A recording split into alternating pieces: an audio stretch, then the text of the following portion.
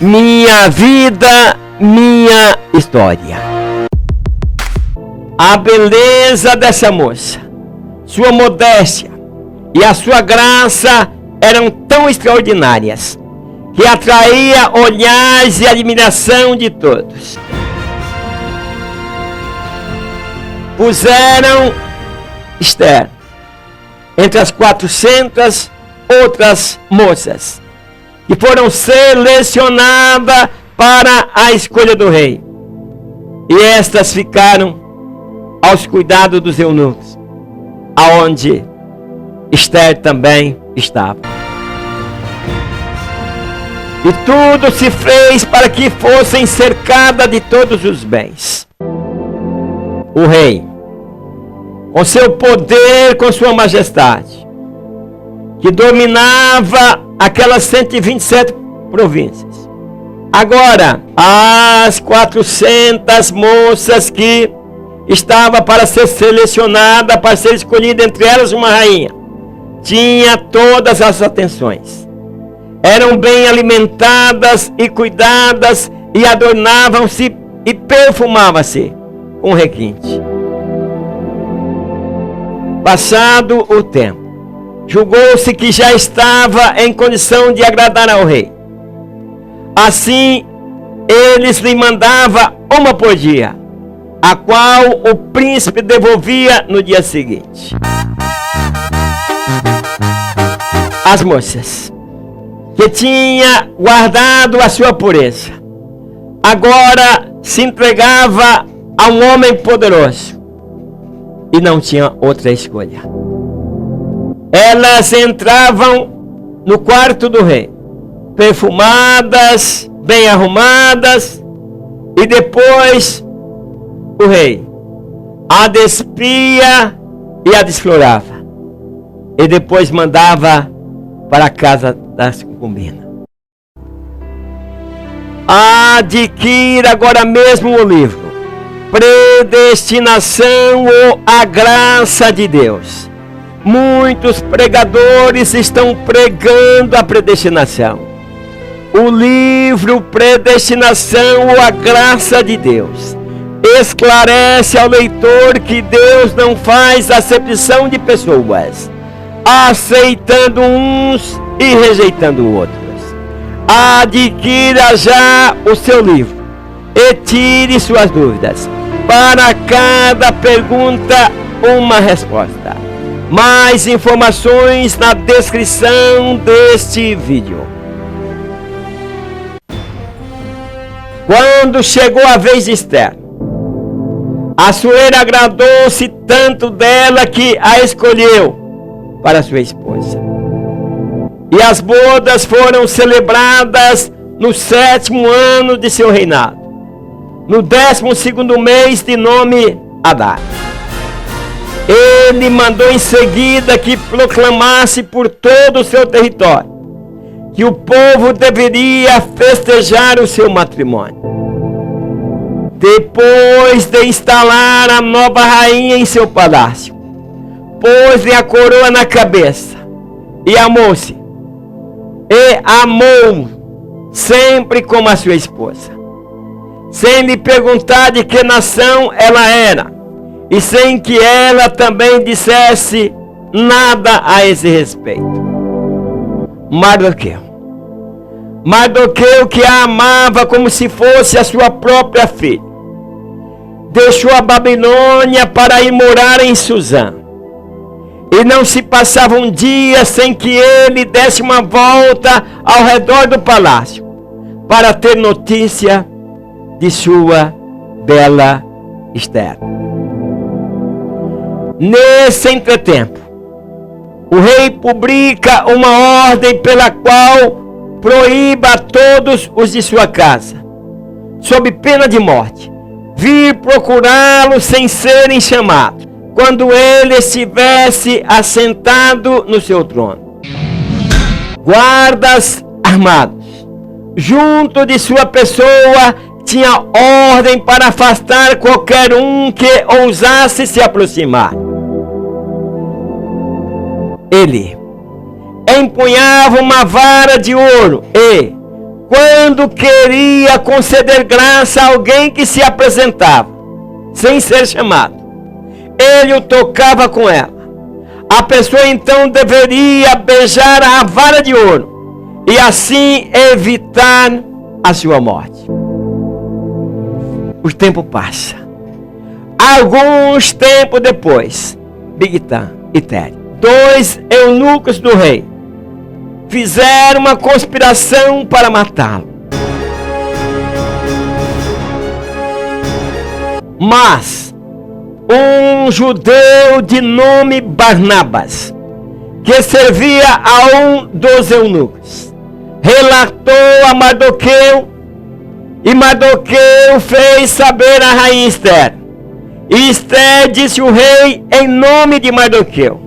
Esther conta para o rei: tem 2 moços que estão tramando contra a tua vida.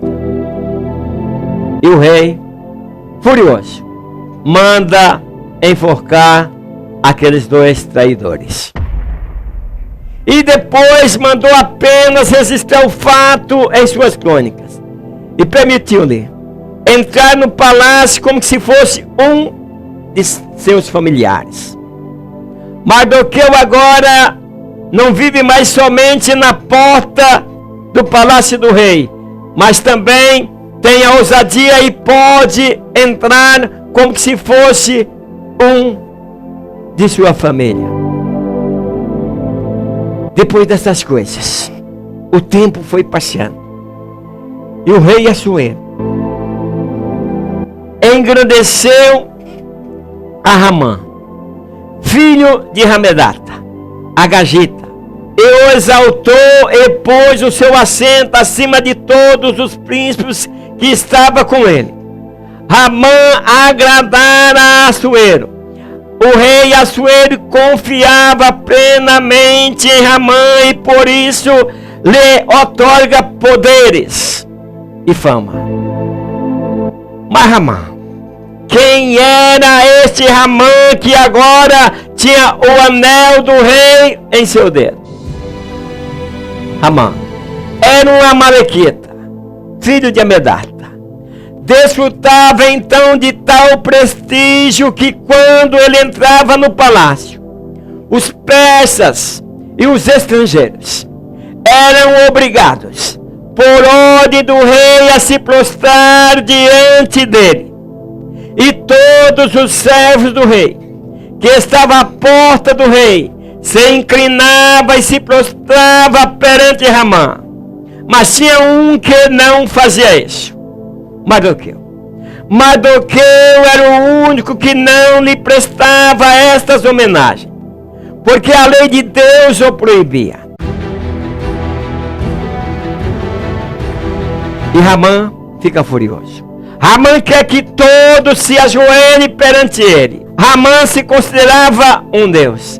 E Ramã estava dentro do seu orgulho e do seu poderio. Queria que todos lhe prestassem esta homenagem. E então Ramã, tendo metamorfose, uma história cinematográfica para rir e chorar.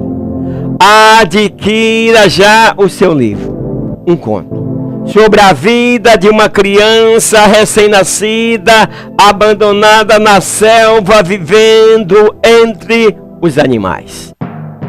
Ao ser capturada para viver na sociedade, ela enfrentou os horrores que a levou para o descaminho. Ela enfrentou a selvageria dos civilizados. Foi assediada pelo padrinho, estuprada pelo delegado e também por um médico em seu próprio consultório. Foi abusada por aqueles que deviam protegê-la. Mais informação sobre esse livro você encontrará na descrição deste vídeo. Adquira já o seu. Que Mardoqueu não se prostrava diante dele. Foi perguntar de que nação era aquele homem que não se curvava, que não prestava a ele continência. E aí ficou sabendo que Mardoqueu era um judeu. Isso fez com que Ramã ficasse mais irritado, a ponto de exclamar: ora, os persas que são livres, põe o joelho em terra diante de mim, e esse escravo não se digna de fazer o mesmo. Como Ramã era por natureza inimigo mortal dos judeus. Pois quando o povo de Israel saiu do Egito, eles passaram 40 anos no deserto de Sinai. E pelo caminho, os israelitas foram atacados pelos amalequitas, que atacavam os mais fracos, os mais vulneráveis dos judeus que ficavam para trás. Covardemente eram atacados pela nação de Ramã. Essa maldade que os amalequitas faziam quando o povo ali despreparado, sem nenhum treinamento, estava marchando para a terra prometida. E os amalequitas ficavam na tocaia. E aqueles mais vulneráveis eles iam eliminar. Então Deus se declarou inimigo do povo amalequita, e dizendo também que eles seriam todos destruídos. Ramã lembrou da história. Como eles, os amalequitas, lembrou-se da história que os seus antecessores, amalequitas, haviam sido vencidos pelos hebreus em Refidim.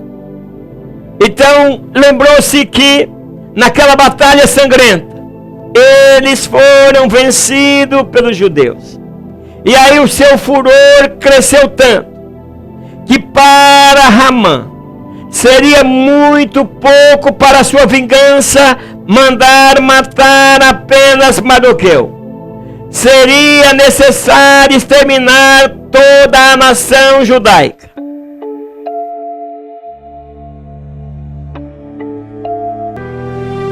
Você está ouvindo Minha Vida, Minha História. Dê um like, se inscreva neste canal, compartilhem e comentem. Me ajude a chegar a 100 mil inscritos. Ouça neste canal todos os dias, de segunda a sábado, Minha Vida, Minha História. Não percam a continuação do segundo capítulo desta história. Minha Vida, Minha História.